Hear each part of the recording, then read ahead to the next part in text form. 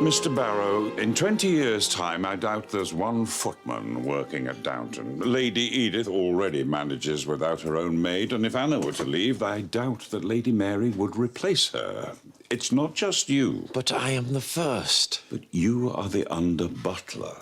A post that is fragrant with memories of a lost world. No one is sorrier to say it than I am, but you're not a creature of today. And you are? I don't believe that a house like Downton could be run without a butler. In that sense, yes, I am. Oh, you're busy?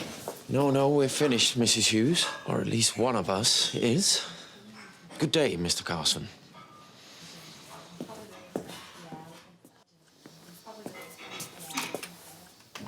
Is dinner finished? It is. They've had coffee taken up to her ladyship's bedroom, so they don't want us there. Oh, what a day. I hope you've thrown away that letter. No, not yet. I think you should. I don't know. I have to think. Think about what? Nothing that would interest you. You don't know what might interest me. Well, that's rather what I want to talk about, Mr. Barrow. Do you want us to leave you to it, Mr. Carson? If you wouldn't mind. I hope you're not planning to hit me with that. No, but I will not beat about the bush either, Mr. Barrow. Someone has reported that you seem to have a private understanding with Andrew. Not this again.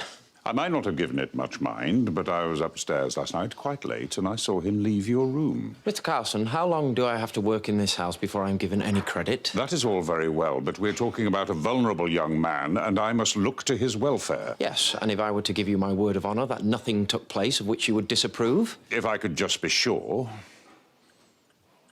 So my word is still not good enough, Mr. Carson. After so many years. I only wish it were.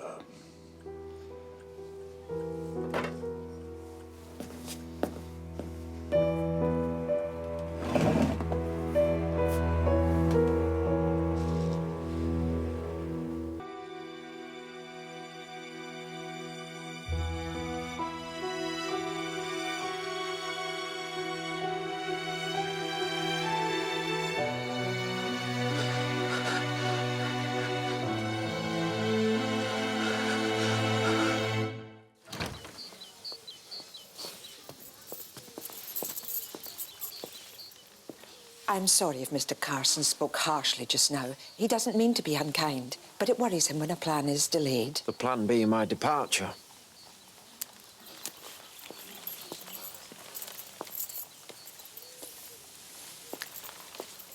You just haven't found the right person yet, Mr. Barrow.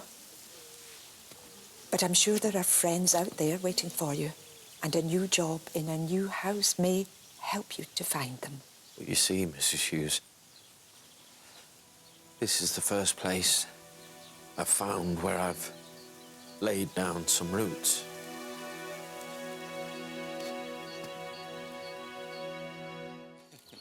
This is kind of you, Mrs. Patmore. Oh, I meant to bring some lemonade, but I left it on the kitchen table. I could kick myself. Is this what you mean? Oh, that was kind of you, Mr. Barrow. Thank you. How are the exams? Did you do well? Oh, well, we can't know the answer to that, can we, Mr. Dawes? You'll find out soon enough. For days, you'll have to wait a while. I'm not finished yet. I've got 3 more papers after lunch. Was it harder than you thought? See for yourself. What about number 2? It knocked me for a loop, I can tell you. What does it say? Read it out, Andy. I'll read it. Why? What's the matter? Tsar Nick Holus.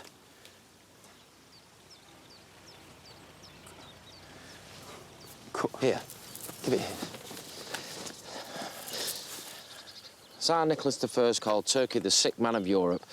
What were the causes of Turkey's illness and what measure was the Russian Tsar prescribing for its recovery? Can't read, Mr. Molesley. At least Mr. Barrow's been trying to teach me to read, but I'm too stupid to learn. Don't say that. So there we have it. I'm a fool who knows nothing. I am nothing.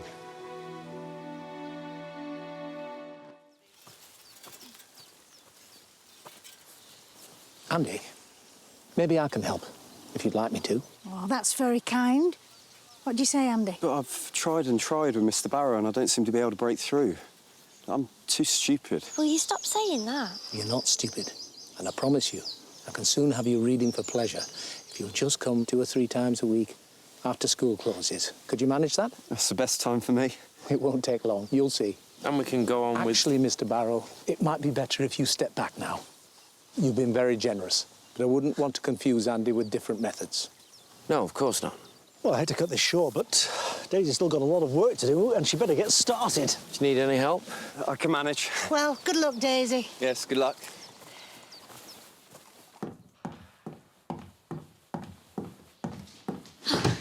What are you doing up here?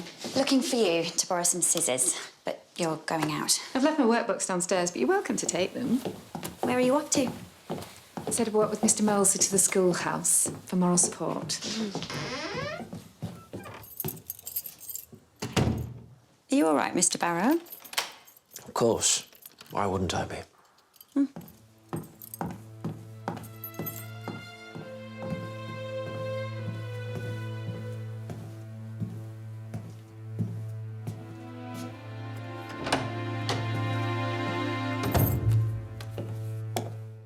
You mustn't be nervous. You don't know what they're like. I felt like a fraud yesterday. And all the time, I kept wondering, what would they say if they found out that I was a servant at the big house? What would their parents say? Why not tell them? Then they won't have to find out, will they? Mr. Barrow's in a funny mood. Why? He suddenly told me out of the blue how he hoped I'd make more of my life than he'd ever make of his. I should go back.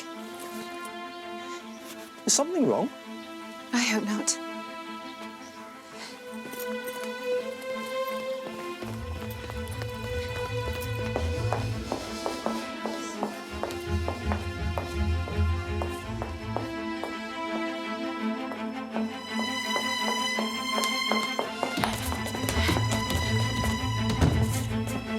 Does Mrs. Hughes know you're on the men's Never mind side? that. Have you seen Mr. Barrow?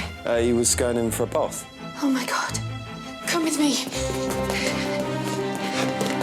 Hello? Mr. Barrow, are you in there? Will you open this door? Get back! Oh, my God. Fetch Mrs. Hughes. Send down there for the doctor, but tell no one else what you've seen.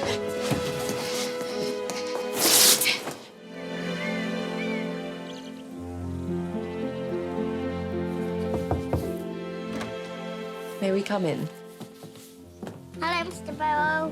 Here to make you feel better. Thank you very much, Master George. We want you to get better, Barrow, truly. And no one more than Master George.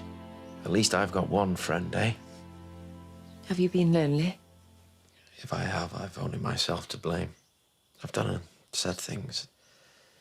I don't know why. Can't stop myself. Now I'm paying the price. Strange. I could say the same. Mr. Carson's told them that you've got... Flu. I know.